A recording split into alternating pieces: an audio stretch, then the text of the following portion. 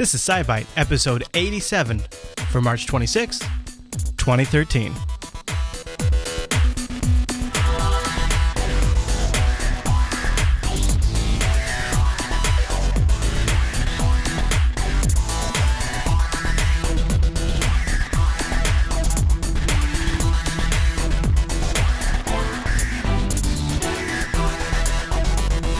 Hi everyone and welcome to SciByte, Jupiter Broadcasting's weekly mind enhancement pack.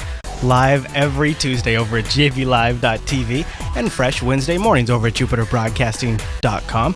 My name is Chris, and joining us every single week is our host, Heather. Hey there, Heather. Hello there, Chris. Hey, Heather, happy science to ya. Happy science. What are we talking about this week? This week, we're going to take a look at new heart surgery techniques, the age of the universe, a pint-sized paleontologist, a robot snake, new Google Map locations, spacecraft and story updates, curiosity news, and as always, take a peek back in history and up in the sky this week. Holy, wow, that's a lot of show. I better get us rolling. Let's do the news.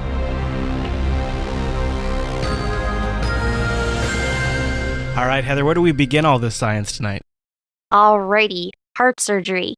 So a lot of the, you may have heard of going in for a catheter to break up, the clogged arteries and things. But now there are a lot of these heart surgeries that, require, sawing open the chest are actually being able to be used with minimally invasive procedures like catheters.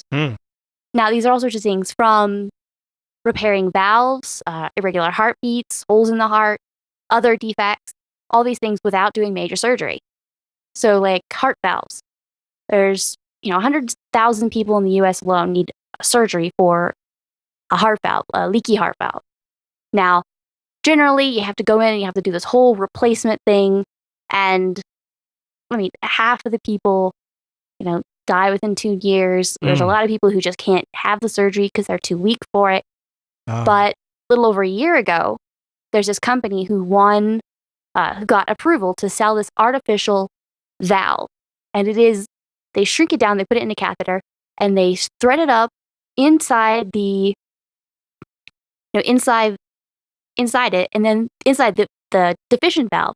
And then they let it spread out, and it sort of becomes a new valve for the heart. Wow. So they sort of slip it in there, and then it grows? Yeah. There's some of this technology is starting to work with the arteries that are clogged and have a lot of cholesterol buildup and plaque buildup, should I say? And they have these little tubes, they have a lattice work. So they have them all crunched up and they dry it in there, and then they pull out the sleeve and it expands. It holds open.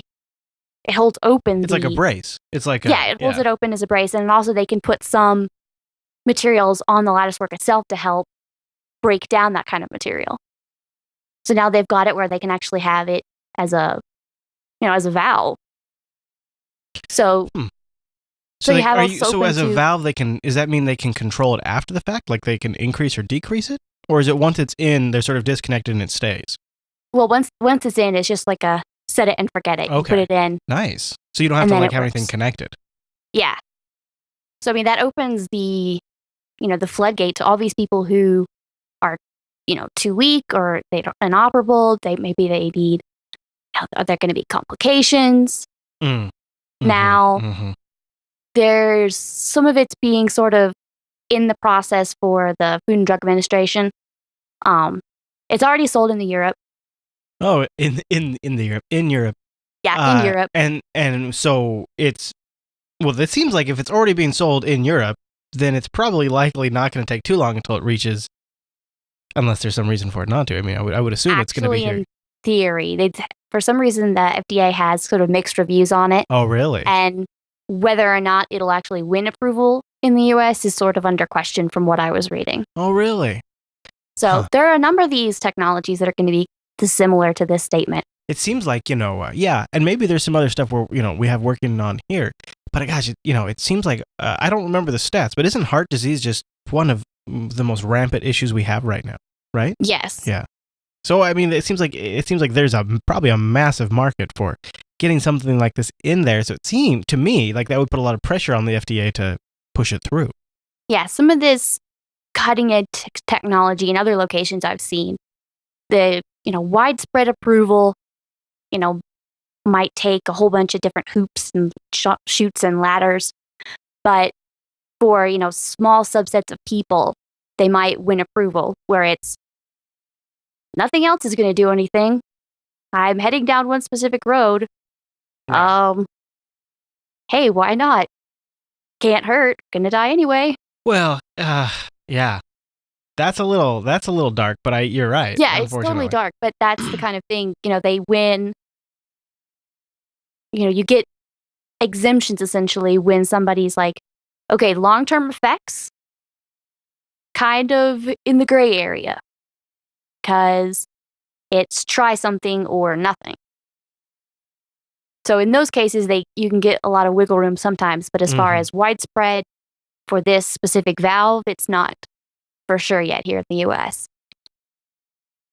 Now, what else they're working on is actually for heart rhythm problems. There are actually little bits they can take the catheter and go up and actually vaporize, or they call it ablate, little bits of the heart tissue that are causing the abnormal signals. Really? Yeah, so they can locate where those little bits are and sort of zap it away. And then, 15 million people worldwide have this some sort of rhythm problem called atrial fibrillation. It's where the upper chambers are beating too fast or too slow, and that lets blood, pool up in some, off pouch, and then that can cause clots. So they're kind of moving at this two different directions. They're saying, okay, well, we can go in and we can zap the troublemaker spots in the heart, keep it from beating irregularly. And then they also have some another where they can put another catheter through the chest wall and sort of go in and sort of seal off the pouch that would be causing problems. So stop the base issue and then seal off the part that would probably be causing, the ability to have, or the chance to, should I say, to have clots that could cause major health issues, Right. So, and that specific one is also sold in Europe and parts of Asia, still pending the FDA here in the US. Okay. They've also got a different technology for that same thing. Instead of pinching it off, where they've got almost like a little umbrella thing where they put it inside that area and then pop it open. So that sort of plugs the troublesome area too. So a couple of different approaches. Yeah. Now they're also looking for, how to do this, like fabric meshes for, holes in the heart. So they can thread that through a catheter and put it in place. Or, people may have probably heard of the clogged arteries. And now they're looking at, most people know, you go through the leg. Now there's a Japanese company that's looking, hey, what if we can actually do it through the arm? And it looks like they're starting to do that as well. And what I really found crazy was high blood pressure. They're testing for possible ways to fix dangerously high blood pressure. Can't be treated with multiple medications, but you can actually use a catheter and a radio wave to zap nerves near the kidneys, which fuel high blood pressure. You can sort of go in and zap that as well. That's pretty interesting. So there's maybe sort of zap it into better behavior? Yeah. That's pretty awesome. So that could be more of instead of a lifelong medication regimen, maybe they go in there and they just zap the edge of your kidneys a little bit. Hey, this little part of your kidneys, we just gotta zap that a little bit. Then your blood pressure will be okay. Zap one of the nerves there. Wow. So there's always going to be some people who can't have that specific type of treatment or hit snags in testing. It's going to be a number of years before it sees wide treatment here in the U.S. But it's a good option for people who have, that might not be able to be medically stable enough to do that, or have to use long-time blood thinners, or too old or too frail. Both of my grandfathers had quadruple bypass. They both had, going in for the plaque. One of them had an angioplasty. So all these different types of heart procedures. And I remember it was really hard on them. So looking at these kind of things, I'm like, wow. Yeah. Yeah, my grandfather had to do this. And actually, one article I read said, in theory, I forget which specific treatment, but with, going through the catheter, that it'd be a number of days. Like you go into the hospital, stay a couple days, and that would be it. Huh. It wouldn't be a long time hospital stay. Yeah, it doesn't sound like it's too serious. Yeah. All right, sign me up for a burger. I think I'm good then. I don't have to worry about it. Remember I said it would be a few years? We don't know. And some of those, remember, there were little asterisks about FDA question mark. Oh, yeah. I probably should at least wait for that before I go burger crazy. Yes. Yeah, okay. Probably a good idea. All right, you let me know. Science approves of that idea. You let me know when I can just go nuts. And I'll have a deep fried burger every day. And I'll just wait. Science does not approve deep fried burgers every day. Oh, okay. Okay. Any other thoughts on that story? No, I'm just kind of looking forward to see where this kind of new heart surgical techniques go to. Yeah. All right, well, let's take a second here. And we have two picks for you this week. 2 picks! Yes, 2 picks. Ooh. I can't even believe it. It's crazy. We got a couple of really good things coming out. First up, this one, you probably want to put this in front of you right now if you're a human being. And that is BioShock Infinite. The buzz is good, and it's available for the console and the PC. We'll link to the PC download version on Amazon, but if you just click our link in the show notes, we get a little bit of kickback for that purchase. And also, you can just click on the console one if you're getting the console one, and we still get credit. So there's that. BioShock, we're throwing that in there. It's available right now. It's available now. It's like this week, right? Yeah. Came out today? I think so. I think so, actually. I think it came out today. I've been thinking about it. Second one, Star Trek Enterprise Season 1 on what? Blu-ray. Yep. 6-disc version on the Blu-ray for Amazon. We'll have a link to that in the show notes. Here's the great thing about Enterprise. First 3 seasons shot on 4K film, which means they're going to come out great on Blu-ray. All right, none of the other Star Trek series were 16:9 4K film. All right, so except for the movies. So that's going to be awesome. All right, and then in season 3, they actually switched to digital HD, which is even going to be more awesome. So Enterprise should look really good on Blu-ray, season 1 and up. So go check out Star Trek Enterprise. And yeah, I know some of you hate on Enterprise, but look, you know what? If you watch it again after after things have passed and you've calmed down a little bit, you'll realize it's not such a bad show. Enterprise, I never had the hate for it. I liked it. Season 1 was okay. It was pretty good. Season 4 and 5, season 5 was going to be amazing. Season 5 was going to be the Romulan War. That was going to be incredible. But let's not get into that. Just go check them out. We'll have links in the show notes. They're both really great picks. BioShock Infinite is getting a ton of really good buzz. Looks amazing. I totally want it, even though I just got Tomb Raider. And Star Trek Enterprise is going to be a must-watch on Blu-ray, because that's going to be Star Trek looking at its very, very best, right? Yep. Okay. Well, thank you, everybody who uses our links. And don't forget, we do have those links at the bottom of our website. Just click there before you shop, or grab our browser extension, and you don't even have to worry about it at that point, or use the links in our show notes for those particular products. And with all of that done, let's move on to the News Bite.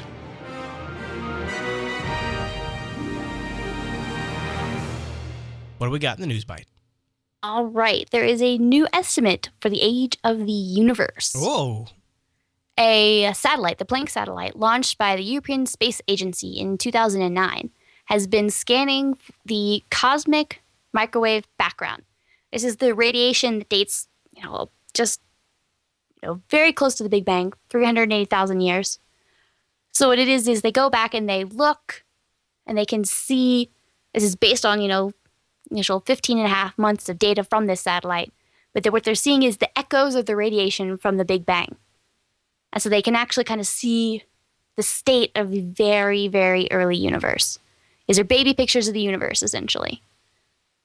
So they're able to go, and all you really see is, white with little red spots and little blue specks. And what it is that's temperature mark. Yes, the red spots are 1 in 100,000th hotter than the average, and the blue spots are just slightly cooler. So, but really all that meant is these temperatures are directly correlated to the density of what was there. Wow. What you're seeing is the red spots, they're starting to kind of clump up together. Those are future stars, future galaxies, future stuff. And am I getting the impression from this video that when they overlaid this heat map with a map of basically the known universe, like some of the spots lined up that should have lined up? Some of it was... Well, what you're seeing is where they put it on top of the Milky Way? Yeah. Well, that is they're looking out and they're seeing the sky. Uh-huh. Now, there's a whole bunch of extra stuff coming in from the Milky Way galaxy, from other stars. So what they have to do is they have this, and it's like taking a picture through your car window when, one of the kids has taken, something and scribbled all over it. So you're wanting to see what's in front of you. So what you have to do is look at that and start deleting out what's on the window. Right, then just what behind it still makes sense. So you're starting to pull back out the Milky Way and the stars that we see and kind of looking behind at the interesting stuff. Boy, that seems like it'd be tough not to just end up seeing what you want to see when you're doing that. So you'd really have to be working your science. Yeah, you have to be really careful with the science. Mm-hmm. So, at the very beginning, this is at the very start of the universe, first 10 to 30 seconds after the Big Bang, universe expanded faster than the speed of light. Right. So we've got all these little tiny fluctuations that arose immediately afterwards. Now, they ended up being on really large scales, accelerated expansion. So what they're able to do is by analyzing the nature and distribution of these things, we can kind of determine the composition and how, if we know how the universe looked when it was young, start trying to correlate it to what there is now to kind of see how it aged. So this has been a huge leap in... Is image resolution the right word when it's an X-ray? Yeah, essentially. The resolution of the data, the imaging.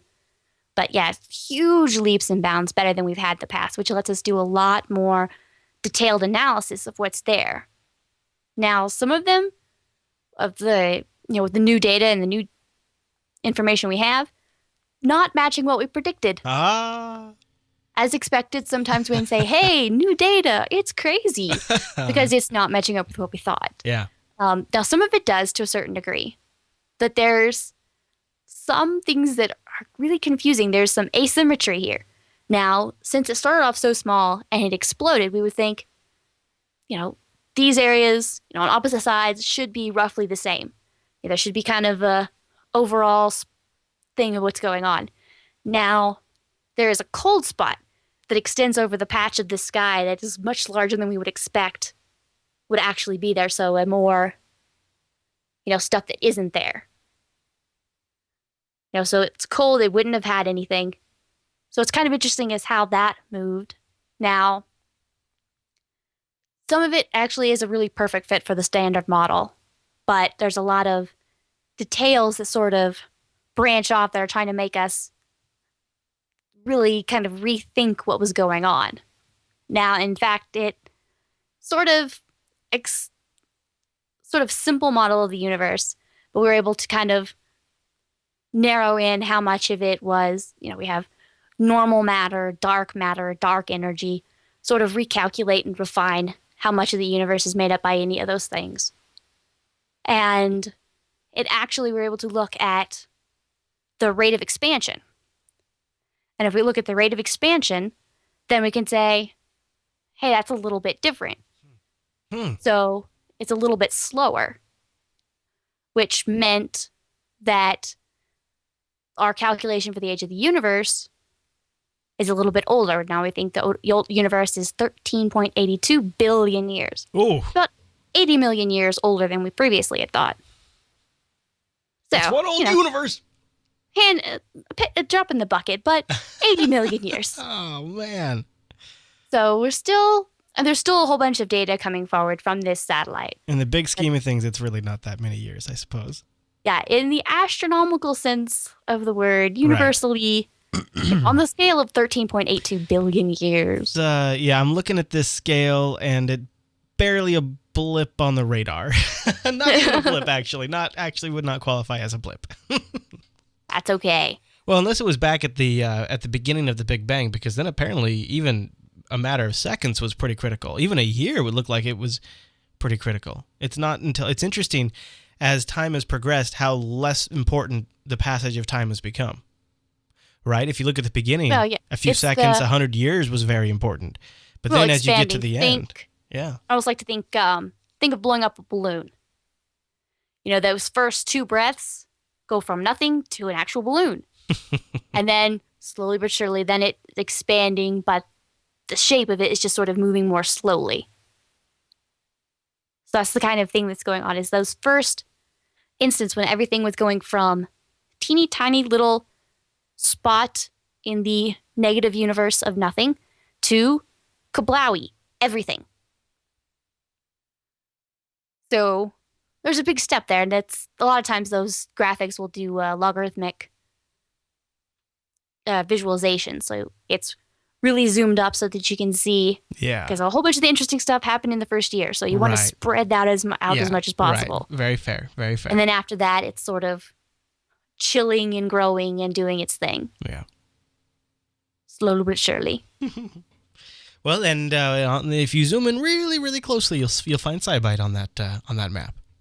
Yep. Maybe somewhere on the next in the last vertical line at the end of the map. Where the black pixel starts to turn, there's like a gray pixel between the white and black lines. Yeah. Like part of that pixel is SciByte. The corner of that pixel. Yeah. But, you know, in all fairness, that's about all of us right there. So that's okay. That's okay. We're right there with everybody else. All right, Heather, any other thoughts on that story? No, I don't think so. All right, then. Let's move on to the 2-Byte News.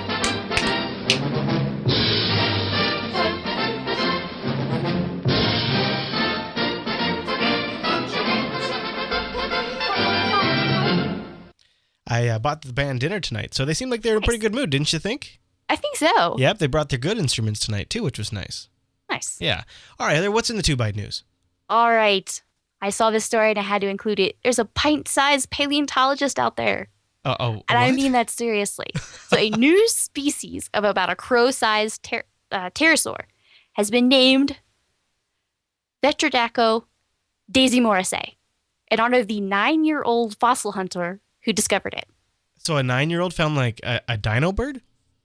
She was 5 when she ran across some bones sticking out of the sand on the UK's Isle of Wight, off the southern shore of the UK. That is adorable. Look at her; she's adorable. Oh, like back in 2008, her and her family were, cruising down the beach looking for stuff, and she saw some little bones, and so her family brought it to a paleontologist at the University of Southampton, who, helped colleagues and looked through it. Now, the reason we're just hearing about it now is because she had to stay quiet about it. I can't believe staying quiet about it for such a long time, because they had to wait until they were absolutely certain exactly that it was a new species, what it was, trying to get more data on it. So they're pretty strict about that kind of thing. I mean, I guess that makes sense, but for a little girl, that must have been pretty tough, especially, she must have told her, she was in school and stuff, right? She must have told friends. She'd have to tell friends. Kind of, you'd think so. Now, it was like each of these different pterosaurs have, very specific parts of our skeleton that are very unique to each species, skull and pelvis, and they found the pelvis of this. So they're actually able to go through and say, hey, this type of pterosaur, about crow-sized, probably good for a terrestrial environment like woodlands, forests, floodplains, about 2.5 feet wide, tip to tip, about over a foot long. So lived about 145 to 165 million years ago. And I think it kind of had webby kind of like, I guess kind of like duck feet, I suppose. Kind of, a head crest. Probably, it was a good walker or runner on ground. So it ended up being the co-author for the paper about this. Ended up writing a children's book. Oh, really? Calling Daisy and the Isle of Wight Dragon. Sort of talking about the process. Aww. But it was adorable. I saw that and I was like, who doesn't want to be the kid who says, hey, look at that. Yeah. I want to bring it somewhere. And I discovered a dinosaur species. You guys out there, when this happens to you, need to email SciByte. So email SciByte at jupiterbroadcasting.com or use our contact link. We have that at the top of the show, and you can at the top of the website, and you can just choose the SciByte show in the drop down. Send us in stuff like this. You know you're out there. Out there. Even if you're not out there, really, you could still send us stuff. We'll still take emails from you. All right, now we have another story in the 2-Byte, right? We do. There is a story of robotic snake. Oh, Okay, good. Yeah. No, they have had these before where, it sits on the ground and it kind of wriggles or it swims. But this specific one mimics the action of being able to, Kind of. they have them where they can climb up objects, but this one you can throw it and it'll wrap around it, the object that's thrown at. That's actually super crazy useful. Yes. I mean, I like if you could use that for wire management, you could use that for Like toss it and it and if they could flips onto miniaturize the edge it, of the table if edge. you could miniaturize it, let me tell you, that'd save me some time putting up Christmas decorations too. I mean, I'm just like, if we could make this commercial, I'm all for No, it. it doesn't constrict. It's not gripping. It's only wrapping. Well, I need gripping. Yeah. That's why I was like, wait, no, it's only wrapping itself around. It's Hammy looking makes a at great point in the chat room. The superhero market for this, Batman. I mean, hello, Batman would. This is the kind of thing Wayne Tech needs to develop, right? There you go. Yeah. And Very cool. BD in the chat room, yes, it is military funded. So a lot of these kind of crazy robotic things are. Yeah. So it's just looking at the same type of thing where it says it's moving and then it has an accelerometer that says, hey, there's something here. So then it starts wrapping around. That must be a DARPA project because the YouTube video after I watched that, all of the suggested videos are all DARPA robot videos. Then, yeah. I'm sure, right? I mean, that makes sense because they're the people that are out there trying to use this stuff right now. I mean, I get it as long as we eventually get our hands on it. I'm kind of okay with that. Okay. As long as you can do wire management. Look at this, Heather. They've even attached a light at the end of it, so it can. Oh my gosh, this one has a camera at the other end of it too. Yeah. So you could put a. Oh wow. Okay, now I don't like it again. Now I don't like it. Aw. It looks like, is it using an air compressor? I'm not sure. Doesn't it kind of look like it in the photo? It kind of looks like maybe it's a. Yeah, it could just be a data cable. Yeah. Oh, maybe. Yeah. Could be, but that's really kind of if I can get my hands on it, it's cool. If they're gonna throw it up on lamp poles to survey people, I don't like that. You know what I mean? Like, give or take. All right, well, why don't we move on? And I think we've got a few stories that have leveled up and have some updates. We do. All right, what is our first update? Alrighty, Google Map. Occasionally they go to wild and crazy and remote locations and give us little street views of walking through the Amazon. And now they have added some of the locations from some of the highest peaks in the world. They went to Mount Everest, to Kilimanjaro, to in Russia, Mount Elbrus, in Argentina, Aconcagua. So now on Everest, they didn't actually go to the tippy top. They went to like the base camps.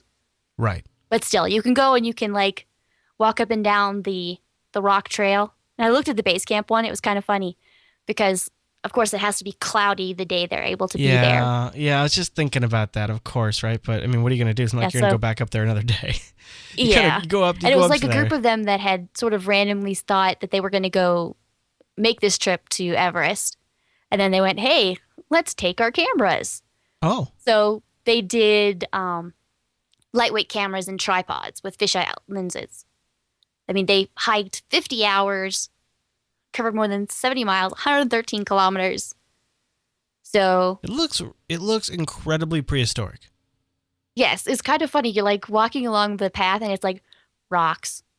Oh, so much rocks. Hey, I think there's a tent. Oh my gosh, there's a whole bunch of tents. Wow, that's where you hang out at the base camp for Everest. That's like the last like sign of civilization. Yeah, and it's a lot of rocks. Tents plopped up on rocks. Yeah, it's a lot of rocks. I'm not so sure. I mean, that looks like it looks almost like an alien world. You put a red filter on this, it would look like Mars almost. Yeah. Almost, right? Yeah. Well, except for all of the snow. And well, I suppose maybe not. Well, really sand dunes. That part there are some places. That beautiful blue sky does not look so much like Mars. No. This is really cool. So I feel like I'm checking. This is a level of detail I've never thought I'd get to see of the Everest base camp because I was never going to go there on my own. Yeah, I know. And there are a whole bunch of different other, high mountaintops. And in fact, some of the areas, they went to a monastery and took a whole bunch of pictures of one of the monasteries in that area. They said it was kind of funny because the monks kind of wandered around looking at them. They're like, we're pretty sure they were just kind of thinking how crazy all our camera equipment was. Oh, yeah. They're like, boy, you guys go to the most furthest away from part of civilization. What do? You bring as much civilization and technology with you can? You crazy. That's what they're thinking. Yeah. But there's also sort of a blog that they had, so sort of a behind the scenes, them saying, what was going on. And So it's kind of interesting to be able to go and see those because Yes. I'm definitely with you. I'm not about to be going up to, 29,000 feet. Kind of interesting and doesn't even begin to describe it, actually, to be honest with you. It's extremely interesting. So Yeah. Heather has links to those in the show notes. Go over to jupiterbroadcasting.com, look for SciByte 87, and then scroll down below the video, below the download links, and you will find links to all of our stories. Everything Heather talks about. Yeah. She has copious amounts of linkage and lots of videos and all kinds of stuff, and including links to check out the Everest Base Camp and what was the other one? You had actually another one in there too. I was just looking at, but the Everest one is incredible. Yeah. So. Kilimanjaro, Elbrus, Aconcagua. So a number of those famous peaks. Yeah. Now this next story is really kind of interesting for us Apollo fans. Of course, I think that's probably everybody out there. The Apollo 11 engines. There's, I guess, our longtime friend, buddy of the show, James Cameron. Yeah. Has been doing a little bit of a search, hasn't he? Yeah. Last year, practically almost a year ago, April 3rd of last year, talked about James Cameron had this whole thing where he said, hey, I'm tracking down, the Apollo 11 and all the other Apollo, big engines from the Saturn V rockets, the big boosters. They went off and they landed in specific parts of the ocean. So James Cameron went, hey, I think I'm going to go check those out. So went down, and now they have actually been successfully recovered some of the engines that Apollo astronauts used to get to the moon. I would, if I had the funds and if I had the means, I would do this. Oh, it would be awesome. Oh, yeah. Okay. So now kind of the good side of this, right, is this going to be like the level of documentation of this is going to be phenomenal, right? I mean, they're going to document and capture all of this, I would assume. Oh, of course. Yeah. Now, whether it's not the Apollo 11 specific, no, they're pretty sure because of the location that it would be. I guess you wouldn't know for sure till there are plaques on various pieces of the engine parts. So, and they're still there. So now they just have to go and they've made the recovery. They're 14,000 feet down. So, 19 feet tall. So pretty big things. I'm kind of amazed. I guess I guess when you think about how technology has progressed, it makes sense that eventually we would go after these. Yeah. Like, I've always lived my life thinking them as forever being down there. Mm-hmm. But of course we're, just like we've gone crazy over the Titanic, of course we're going to go get all this stuff. But this is an interesting situation where this kind of technology and science is available to the private citizen who can afford it. The James Camerons. Now, everything still belongs to NASA. Right. At the bottom of the ocean, doesn't matter. Now, they're working with him to sort of help figure out a way to exhibit and restore them because they've been at the bottom of the nice salty ocean. Now you have to rinse them, repair them very carefully to sort of restore them into a viewable, exhibitable, state. Mm-hmm. They did something similar with the Liberty 7, with the Apollo Gemini, the sort of era capsule where he was brought out and then something happened and water got into the capsule and it sunk to the bottom of the ocean. And they were able to find that and bring it back up. And they were restoring it at the Kansas Cosmosphere years ago. And I was actually able to I had to be traveling through there at that time. So they didn't have it on display. But if I stood sort of near one of the railings and leaned way over, I could kind of see some of it. And that was pretty awesome. I feel you. I was like, it doesn't sound as awesome, but if I was there. I'm like hands on the piece of, wall that's sitting there. So I'm like, all right, I must find a place. So I go scurrying around. My family's laughing. I'm like, hey, if I lean over here, I can see some of it. So that's kind of what they're going to be doing. Now, I am jealous of you, Chris. Oh, yeah? Because he has already proposed display areas at the Smithsonian and the Museum of Flight in Seattle. Yay! I like that. I will go. I will give you a full report, absolutely. Oh, you better. Yeah, absolutely. I'll go bring the kid. That'd be fun. Or kids, as the case may be. Yeah. Or maybe even the wife. No, If everybody get science for the whole family. And I kid, but I'm serious at the same time. I mean, that really is like, an opportunity to talk about these things with the kids. And that is important. I mean, not just talk about it. It's something tangible right in front of you saying, hey, that piece of equipment helped get somebody to the moon because the landers are all in the moon. And there's only so much equipment Mm-hmm. that actually came back to Earth. Whoa. Do you think at some point we might retrieve the landers? Or do you think we would always leave them there as monuments? There really are international space treaties that say all of the landing sites for all the different countries are monuments. Yeah, international monuments. Okay. So international parks that no one can touch. Okay. There's like a boundary around them. So so if we're all on the moon one day, they'll have we'll be standing at the railing, peeking in. Oh, a little observation deck kind of thing with there'll be observation decks to see. That'd be great. I'm ready for that. Yeah, let's Absolutely. go. All right, Heather. Well, we have a little spacecraft update here. All right, what's new up there? The Grail lunar probes. We talked about them a while back. They were the twin probes, were orbiting around the moon. Oh, yes. Very precision distance apart. And as they changed distance, they were able to sort of map the gravity of the moon. So they kind of get a better idea of the interior of the moon's surface. Mm-hmm.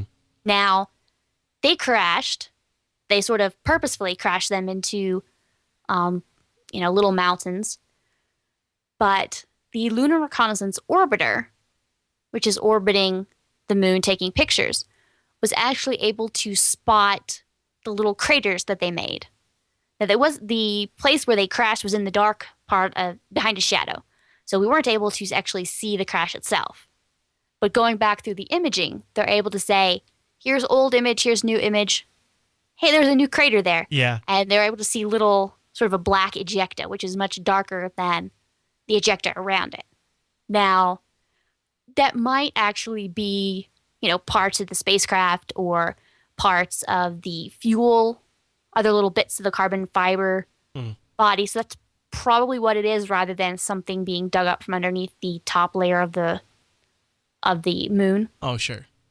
So it's kind of cool that we're able to go back and say, hey, that's where they were. Or it was an alien spacecraft that landed on the moon and they're covering it up. Huh? What do you think? No. No? No. Oh, man, that would make for such a great episode, though. If that ever happens, we are going to have the best SciByte in a long time because, how do you top that? We might just have that. I don't want to say it, but no, of course, it's going to be ongoing science, so of course we wouldn't. Can you feel my science eyebrows being crooked at you? You don't even want to entertain the thought. Okay, all right. Okay. All right. Now, why don't while we're up in space, why don't we hang tight and head over to Curiosity and get an update? You ready? Go. And liftoff of the Atlas V with Curiosity. Touchdown confirmed. We're safe on Mars. Right there. So what's Curiosity up to? Alrighty. They've actually got a new technique for searching for water with their mast cam. It's the little camera up on the mast that sort of swivels around on top of the rover. Right. So they're able to do now is sort of use that. They've been using it for mineral detection. Now they can use it for hydration detection. So what they're able to do is go through all the different filter wheels of the camera and sort of experiment by taking measurements in different wavelengths. And so now they're able to use that to actually sort of detect water without having to drive up to it. Oh, I see. So they can decide if it's worth going somewhere. They can kind of save time. Yes, exactly. And what they've also seen is they're able to see that the area around it is much more hydrated than they thought it would have been. So they're able to look, at specific, there's bright veins in some of the minerals nearby of the rocks that it's been looking at. And those have, high water content or the high hydration that there used to be a lot of water there. Now you can see it's, the whole Gale crater where they are. There's much more water than we previously thought. Now, of course, there's some limits to it. It's not sensitive to specific types of, hydrated minerals, hydrated phospholisates, which were type of hydrated rock in the material in the rock that we're actually looking at. So, but they're, those are the kind of things where it's clay minerals. So, it will be exactly as you said, a much better way to sort of eyeball everything and say, oh, hey, actually, that little bit of an area right there that doesn't look like much, Turns out we worth gotta our go there. time. Yeah, worth our time, not worth our time. That kind of thing. Very much worth our time now. Yeah, that which is extremely valuable. Oh yeah, it was, like the laser. You laser things and take the spectrographic analysis of a rock far away. You can see what it's made of. Mhm. So now you can say, hey, there's hydrated areas over there. Hey, what does that rock look like? Oh, wow, yeah, that rock is really interesting. Let's very precisely head to where we want to go, or where it would be the most bang for our science.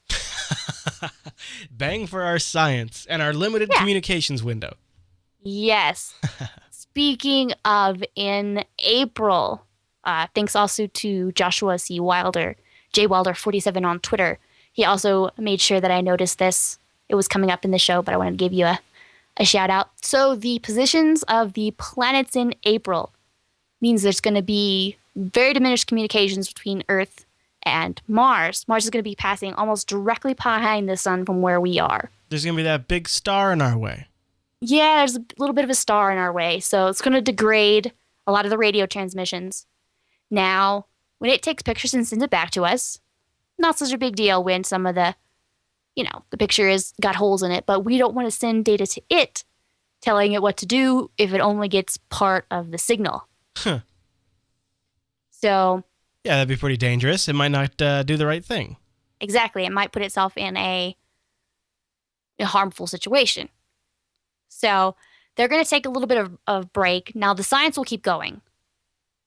They've got, built up sort of things, health checks, safety checks. They're going to take a little bit of pictures here or there. So they've got kind of a to-do list while there's sort of downtime. NASA, Wow. engineers when is here this? will take a breather, take some naps. So we might not have a Curiosity update when that happens. Yeah, the Curiosity updates might be taking a nap as well in April, so I will apologize now if there's not a lot of science between now and then. We might still be getting some data back. What are you going to do, move the sun? Yeah. You never know. Maybe they'll have some data in the data to reveal. That is the other thing, is that they will be staying on data. They will be storing up the data, and they'll be sending it to the orbiter. Okay. There's a couple of different things. I mean, we've got the old Opportunity rover. It's seen 5 of these conjunctions now. It's going to be down between April 9th and 26th. And the Curiosity rover, they're going to bring it down from April 4th all the way to May 1st. Now, the orbiter is going to go into record-only mode on April 4th, which means both Odyssey and Curiosity will be still sending up data to the orbiter. And it's just going to be on hold until we can get like a data dump back to us when the transmission clears up. Now, I think it's probably going to have about 40 gigabytes of data. Ooh. 12 from Curiosity, that'll all be sending back to us around May 1st. So April may be a little calm, but by the time May comes around, It's going to be packed. there's going to be like a month's worth of data built up. Going to have Curiosity compression. Yes. So May will be more exciting. Okay. Well, very cool. All right, Heather. Well, any other notes on that story? No, there's a quick note if you want to look at there. I've mentioned it a couple times where it's, the images, you see different versions of it, raw, calibrated, white balanced.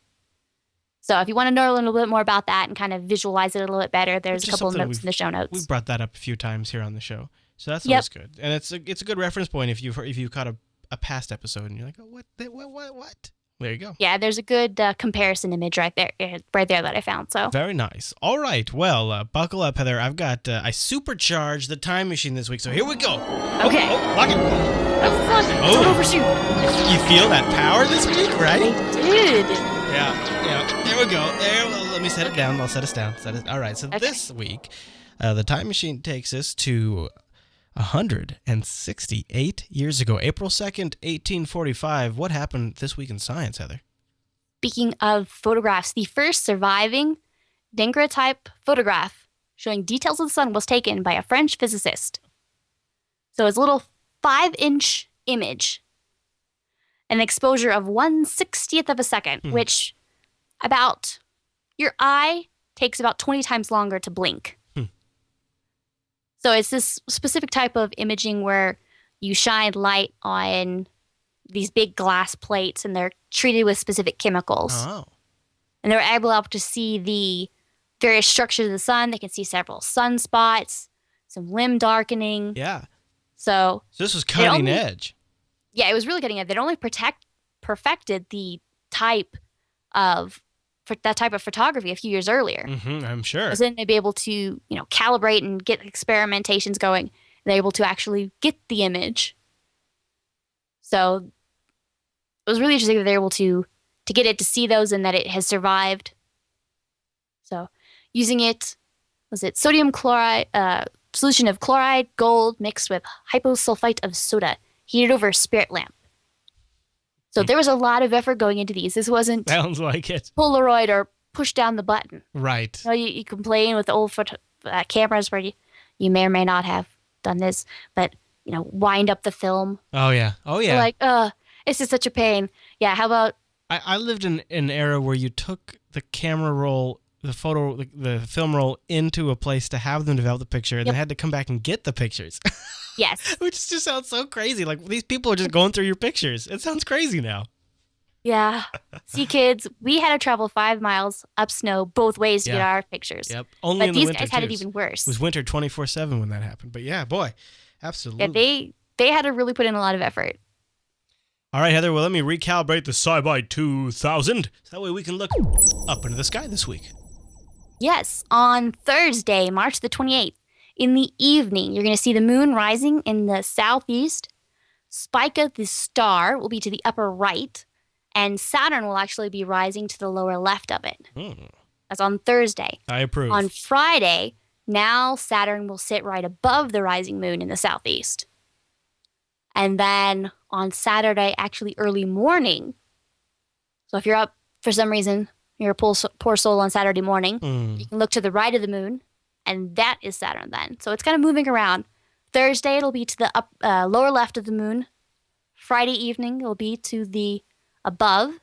Then Saturday morning, it'll be to the right. So in total, Saturn, about an hour after twilight, it's going to be hanging around there, around the moon. And Jupiter is not going to be left out this week. After sunset, it will be high in the western sky, kind of moving down as the night progresses. We'll be setting with Aldebaran. I mentioned that one a lot. It's a red star. Nice.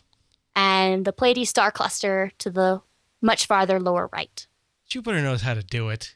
I know. I'd hang out with Aldebaran. Is a partier, tons of fun, great personality. That's where I'd hang out with Aldebaran too. Makes sense to me. People confuse him with that Mars guy, which I have leanings towards Mars. I understand. Well, the red hue gives people that impression. Yeah, that's why I always point out that he's a star. He's definitely Literally. a star. Definitely a star. All right, Heather. Well, I think that brings us to the end of this week's show, doesn't it? I think so. All right. Well, very good show. And don't forget, everyone, that we are live Tuesday evenings over at jblive.tv. And then we're available for download Wednesday mornings. Heather, thank you for the great show. Thank you.